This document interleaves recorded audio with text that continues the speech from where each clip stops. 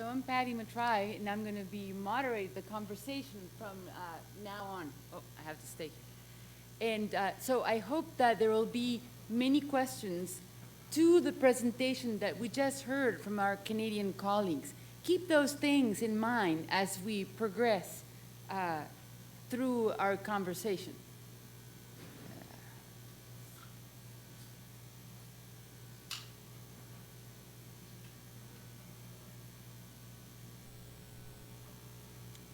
Okay, so we've seen this slide already. I put it back in case some of you were not here this morning for Antonio's presentation. And Arctic Colors is looking at land-ocean interactions. And as Maria presented, there is a main goal of this as it was presented to NASA, and I'm not going to read it again for you. As a result of what Maria presented, we refocused the science goal, the hypothesis, and the questions for Arctic Colors. And at this point, our suggested overarching science goal is to quantify the biogeochemical response of the Arctic nearshore ecosystem to rapidly changing terrestrial fluxes and ice conditions. The hypothesis revised as well as already presented, but I'm going to read it again because both of these set the scope of our conversation for this afternoon as well as tomorrow. It is not too late to establish a baseline for characterizing biological and biogeochemical conditions in the nearshore Arctic. And so why this focusing? Maria presented the 13 plus comments from the panel. And so it is essential that Arctic Colors and its science plan be specific to the Arctic, that it be specific to the Arctic nearshore. That's what makes Arctic Colors special. But at the same time, we need to emphasize the global significance of what is happening in this region. In our questions, which I'll present momentarily, our rephrased questions, we have realigned the atmospheric impacts and consequences. And any of you who know me from my other life will probably understand how painful this is for me. We have also realigned the human component, and this addresses NASA's goals. While this is probably essential for the goals and objectives of other agencies or foundations, since this science plan is going to NASA, we have realigned this component. And why I say this, it's very important in the Arctic. People live there, okay? The science plan and the questions, the revised questions, are about processes and fluxes and not about budgets. We don't necessarily just want to quantify how much is there at one time.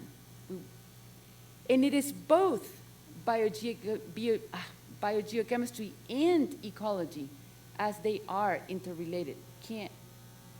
There's no reason why we have to choose one versus the other. So we have three major science themes. One is the effect of the land on the sea. The second one is the effect of the ice on the sea. And the third one is the effect of future change, that of the warming land and the melting ice on that nearshore sea. And so what I propose that we do today and tomorrow is that we spend about 45 minutes or so on each one, and I will guide the conversation with some more detailed questions underneath. We'll take a break perhaps between 1 and 2, because we've got to stretch and do other things. And then tonight, the team will focus on synthesizing what we heard. Perhaps there will be gaps that will come up, such that we take those up again in the 2.5-hour block that we have tomorrow morning. Okay. Now, I'm not going to continue talking. This is your opportunity to express your thoughts.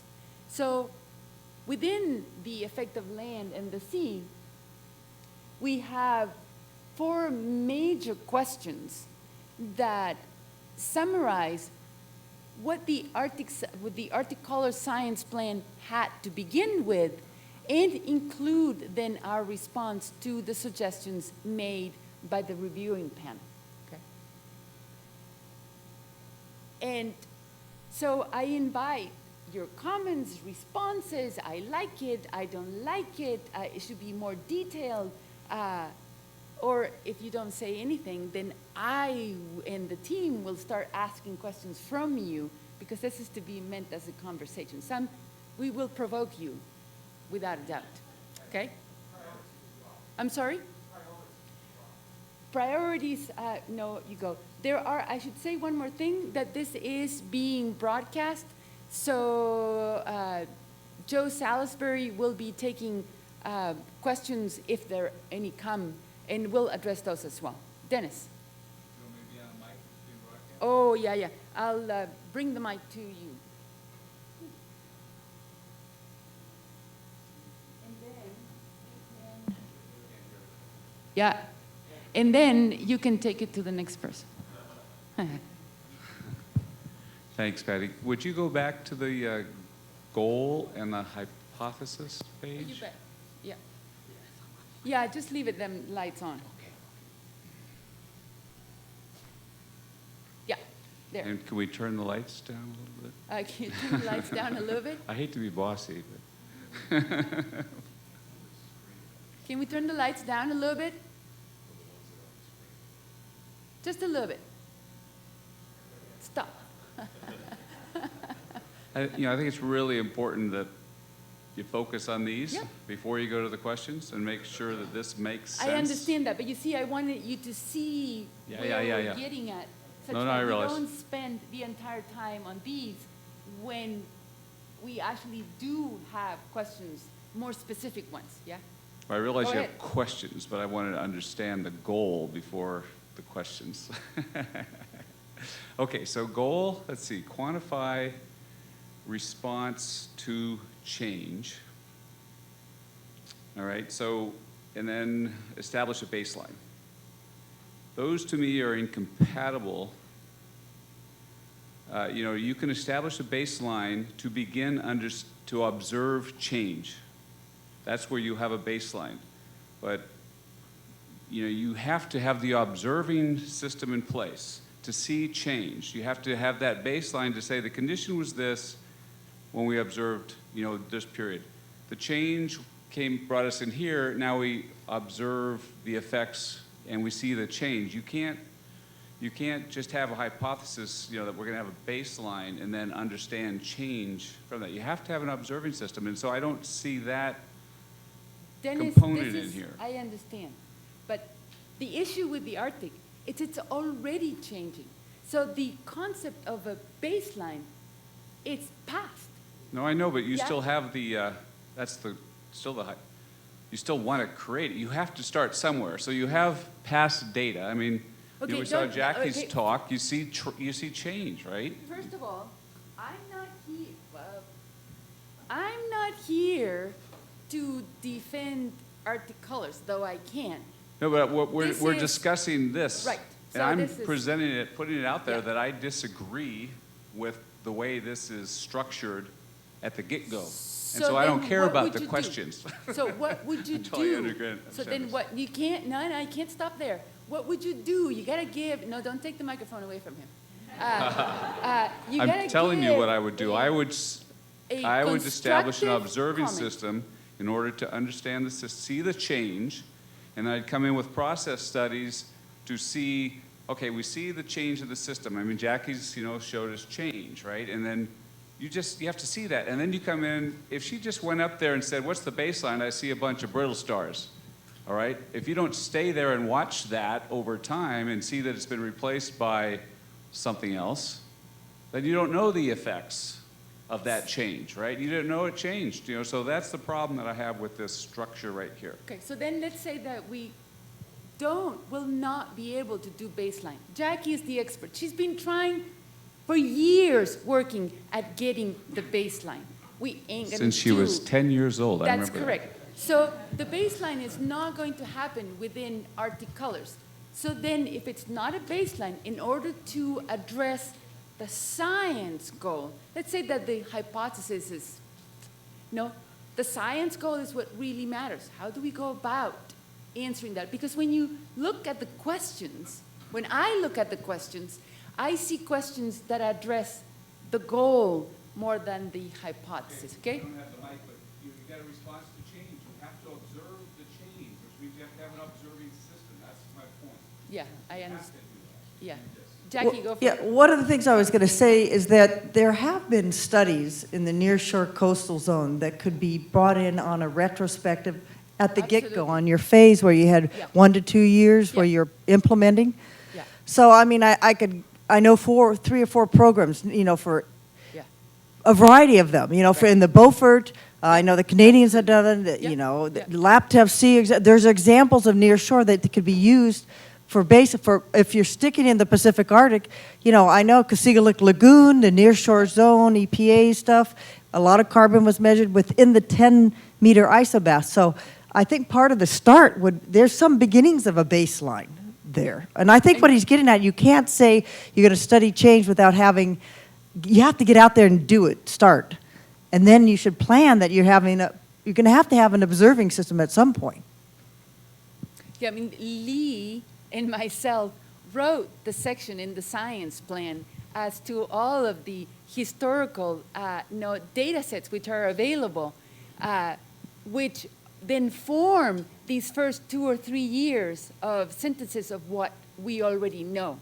Okay, so some of us are keenly aware of what you have said. Yeah, I would agree. I Lee, and disagree a then little just a bit with second. Dennis about observations, and I think that our goal here is a process-oriented study. If I could just say with the first suggested overarching science goal, that has to be rewritten in a way that gives the context for the processes and the time that we're going to be studying, because you could apply that sentence to a single season. You're talking about rapidly changing terrestrial fluxes and ice conditions. Well, that's June. Yeah, sure. Yeah. So can you, there's it up front here, but can you please say who you are or where you're coming from? I'm Thank sorry, you. Lee Cooper, University of Maryland. Thank you. Grace Kim from Johns Hopkins University.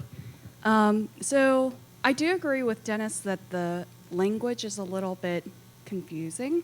And I would say, for example, that the hypothesis as it is sounds a little bit like a statement, and that maybe if you change the wording to say the hypothesis is that Can you bring the microphone close to you? Yeah. Thank you. nearshore Arctic biogeochemical processes are largely determined by terrestrial fluxes, something that, I think that establishing a baseline and saying that it's not too late to establish a baseline is not necessarily, it's not a clear hypothesis to me.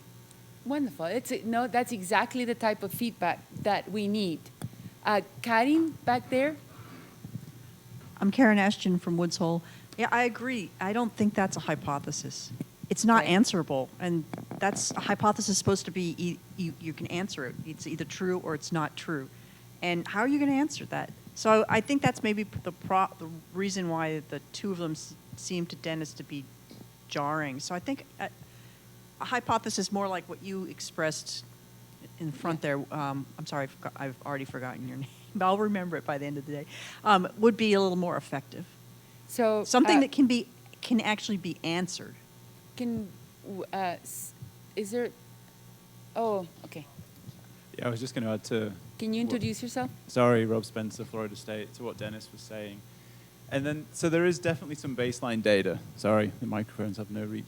But what I would argue is that for a lot of the things that we're interested in, CDOM, DOC, these sorts of things, show me seasonal transects across the land-ocean interface in the Arctic.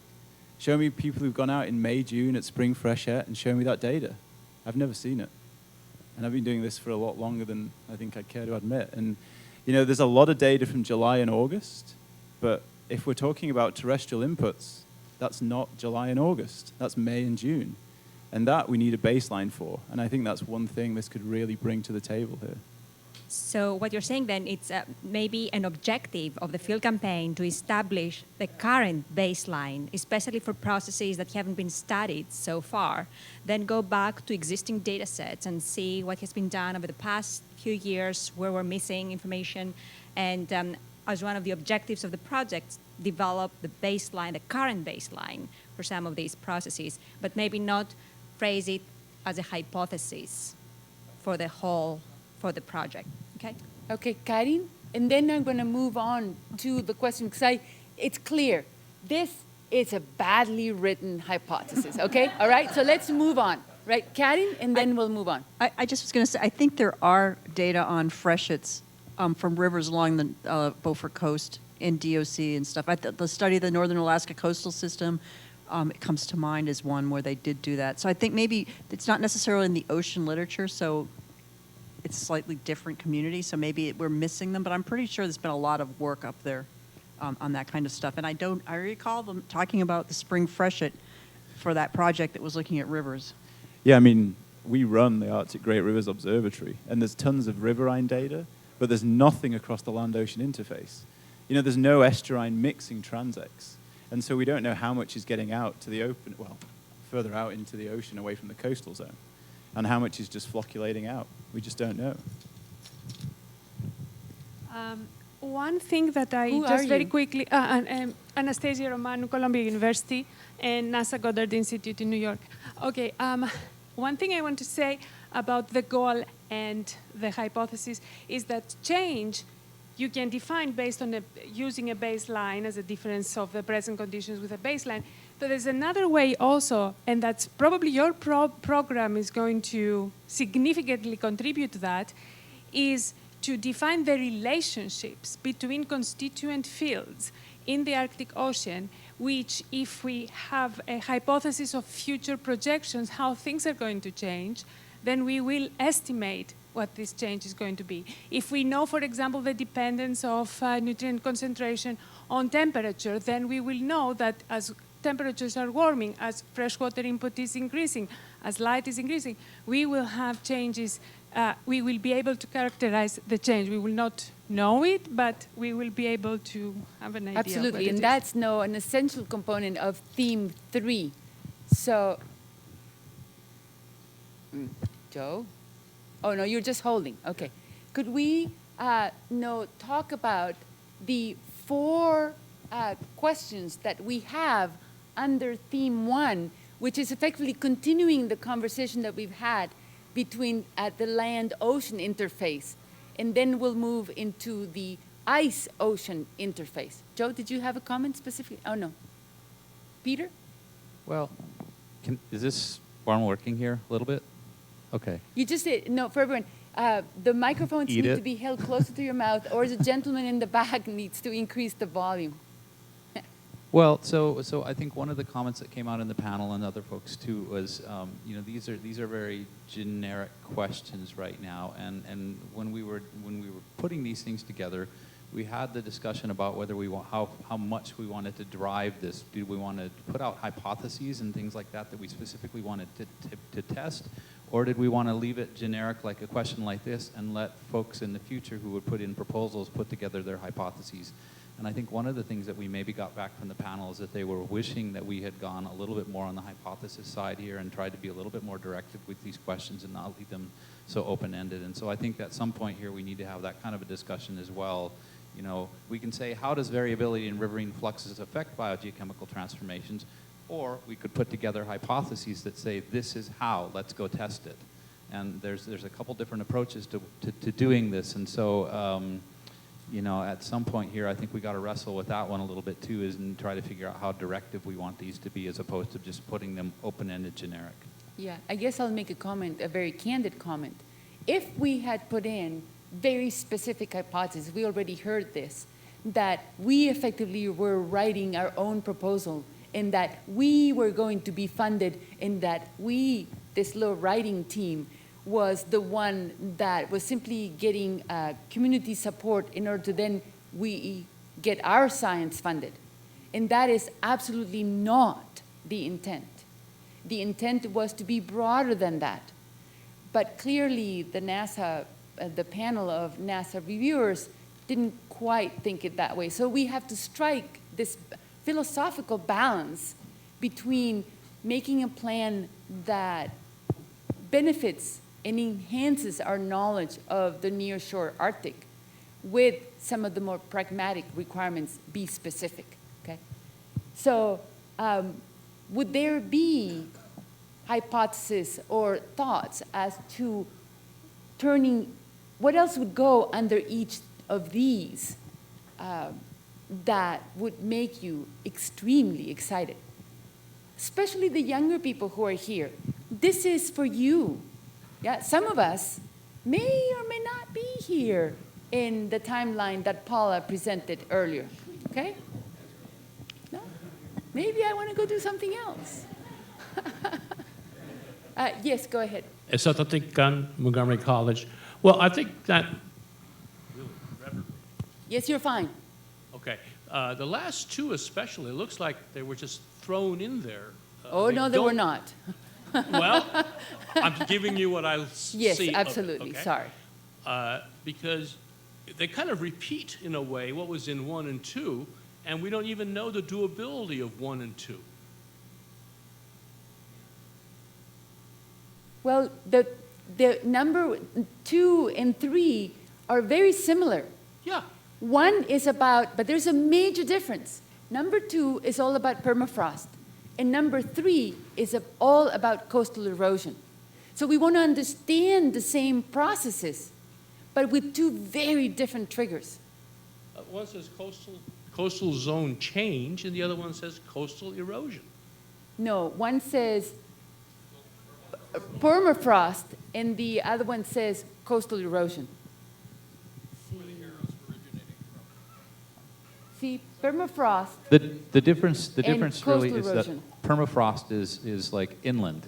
So as it releases, it's going to release carbon, it's going to release nutrients, it's going to release all these things to the rivers, and so you're going to enhance or change the riverine fluxes to the system. The coastal erosion thing is a direct input, so it's just going straight from the coastline into it. So that's the distinction between those two.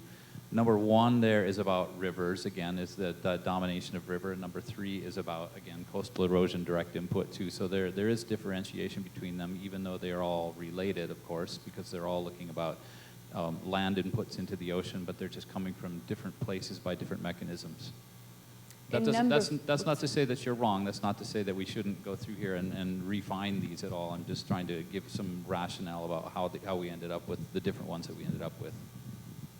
Would it Go be ahead. that the first one is freshwater riverine flux, and the other 2 are inputs, carbon, nutrient, and sediments from the 2 different processes? No, in our case, this one was to be rivers, this one was to be permafrost, this one was to be coastal erosion, and the 4th one links all 3. So, no, that is the intent. There may be wordsmithing, but I don't think that wordsmithing here is a productive mechanism. But prioritizing absolutely is. So, Patty, Greg Cutter, Old Dominion University. In terms of variability, I'm presuming, but maybe it needs to be explicit, and I'm trying not to wordsmith, in terms of temporal or spatial and timing. I'm thinking of the discharge, flow max, the fresh, if you will, spring freshet, things like that, if that's going to vary. And so is that what you mean by variability? Is it kind of a temporal? And then riverine is a pretty generic, we presume that's water, but it could also be particles. So that riverine The could be... riverine flux is water, but do you mean water, or? We mean water and its load. And its constituents, Absolutely. both dissolved and particulate. Yes. And across all 3 themes and in the entire plan there is spatial variability and temporal variability. And with temporal variability, one that is truly seasonal, from early spring through the fall, It'd be wonderful to be able to do some in the winter, but that's difficult there, as you know. As well, no, the interannual component, but that is with existing data already, as Jackie was saying. This study and then the modeling allowing the futures casting, if you wish. So, okay, so then in number one, you're using riverine and then you switch to freshwater. Should that be changed to freshwater in number one, in the first one? Yeah, you could, say, And then it includes- riverine freshwater. So when you do freshwater, there is also in here, you have river and you have groundwater. Yeah, you got groundwater, right, Okay? exactly. And so, in other words, freshwater is a much broader term than riverine. And as I said earlier, this one was to address rivers. River specifically. This one to address So permafrost. surface waters and then. Yeah, this one to address coastal erosion, Yeah. and this one to link those three. Karin, you have a question back there? Yeah. Or comment? Well, we keep talking about, now there's an echo, about being more specific. And I'm wondering that, so for example, honing in on 2 and 3, they're sort of specific, but they basically are talking about how much more or less stuff gets out into the ocean. What if there were some corollary questions that had to do with specifically something like, does this change primary production? Sure. So to actually, what's the effect of that? Not just changing a stock of stuff, Yep. but what the ecological impact would be. And that might make it more what they were thinking of. So if anybody here had the delightful opportunity to read the entire plan as it exists, you would see that there is an enormous amount of text under each one of these questions, as well as when they were presented in a much broader one. As we now try to focus it on primarily rivers, permafrost, coastal erosion, and ice, because they are truly intrinsically Arctic. Then instead of presenting the text in here, we didn't, so as to be able to elicit your comments. If it turns out that your comments are very similar to what the text that already exists, great, because then the revisions will go a lot faster. Sam? Here at Woods Hole. This may be more of a question for the people who are writing this, but one of the questions that came up earlier from the review panel was, how do you justify this hugely broad spatial look at the coastal Arctic in the Alaskan region? Was there conversation, or how much talk was there about looking at basin-to-basin scale differences in these watersheds? Sorry, right in my mouth. Basin-to-basin watershed differences and how those actually may structure different coastal ecosystems. So that's a baseline too. Like each river supplies different combinations of organic matter and so forth, and the baseline now is region-to-region differences. So it might be killing two birds with one stone, but can people comment on why that maybe doesn't show up here? So the region we figured we would talk about that tomorrow, okay? There is a whole half an hour, 45 minutes, I don't remember, discussing the region per se, and the big rivers and the smaller rivers. Is there anybody else from the group that wants to comment on this? Antonio, you were... That was actually going to be my comment. It was going to be on spatial stuff. So I was thinking that in the plan, we really shied away a little bit from specifically naming end members of behaviors in whatever it was we were talking about, but discharge of organic matter in a river. We didn't call out which river has high and which river has low and why we were going to use that gradient. I think we avoided doing that to what you said earlier, avoid making it specifically Chris's favorite river research site and Patty's favorite river research site.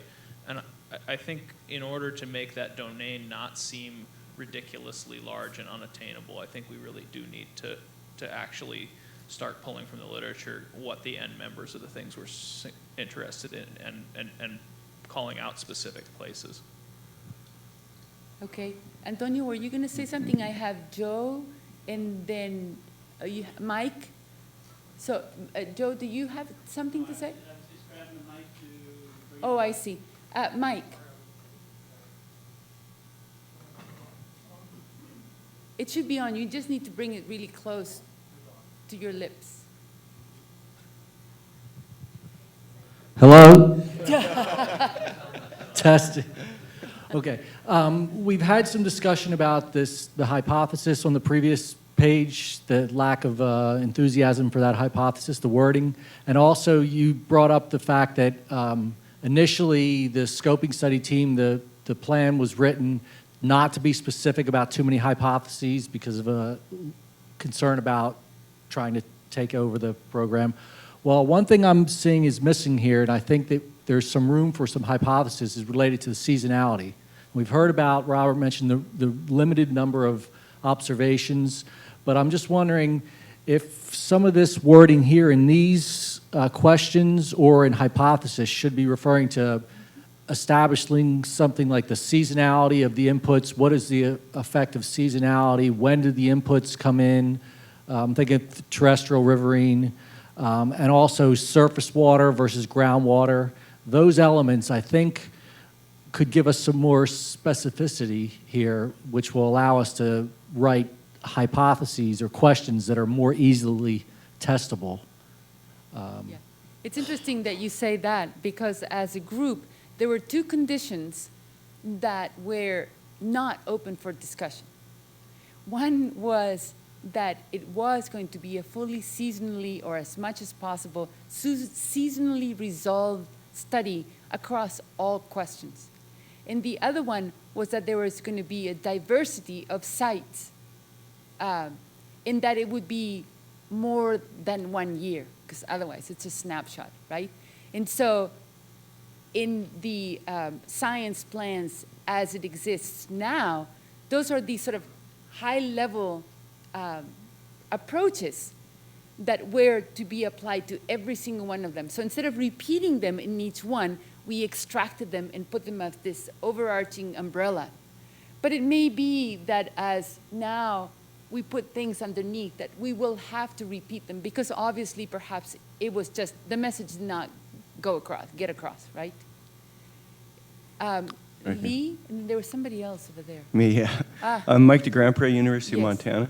I just wondered if physics should be explicitly pulled out in these. It's sort of buried in coastal erosion maybe, but the freshwater fluxes would affect the physics of the coast. Yeah, so the science plan has a large section in physics, and the physical oceanographers had an enormous debate as to whether, depending on where in the shelf to slope your interests lie. And so we search for physical oceanographers for whom the very near shore is their expertise and their interest, because it's fundamentally different from what happens from the end of the shelf into the deep basins, right? So we agree with you completely. Yeah, hi. Lee, sorry. Oh, okay. Okay, after Lee, yeah, thank you. Okay, I'll just make a brief point.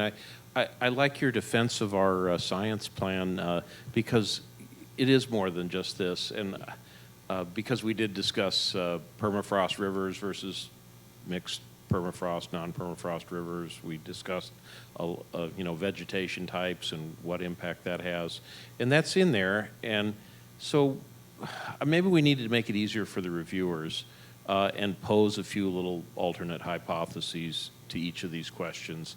If we get more permafrost thaw, or as we get more permafrost thaw, is that DOC going to make it all the way to the ocean, A, or B, it's going to be consumed in the river before it gets to the ocean, so we're not going to see any change? That kind of thing. Just to pose these as short outline responses that could be formulated as hypotheses, but we're not saying, yeah, well, I think this is what's going to happen. All right, Maria?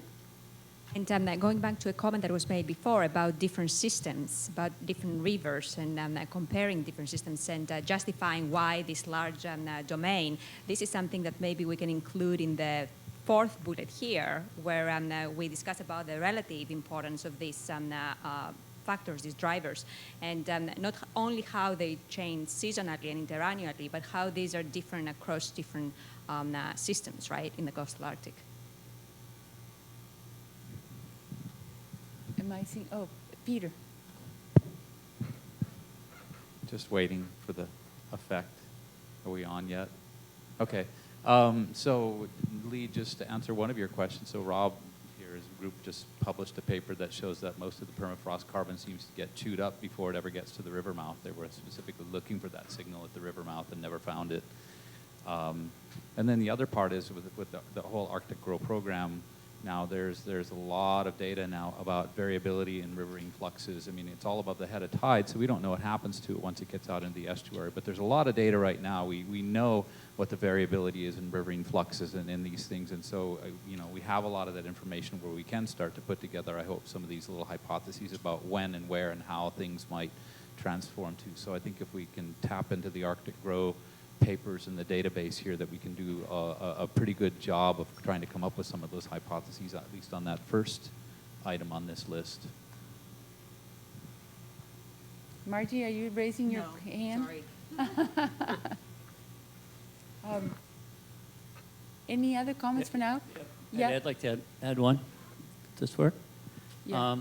So during our meetings, there was some discussion about the variability of the ocean end member, and of course the topics that Peter and Rob brought up about what happens to the riverine constituents in the transit may change depending on the particulate and dissolved loads of what we see in the water masses going by. So I'd like to give the opportunity for anybody to comment on that, because we decided to leave that out for now and not focus too much on the oceanic end members.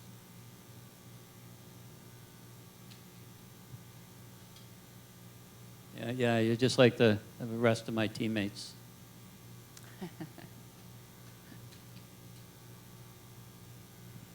Okay, so I think that it's time to take a break. We started at 2, and no, for 3:45 was my goal, but there seems to be just a lull, so that we can, if we could take a 20-minute break and come back at 4, then we will at that point pick up with theme 2 and do that for about 45 minutes, and then move on into theme 3.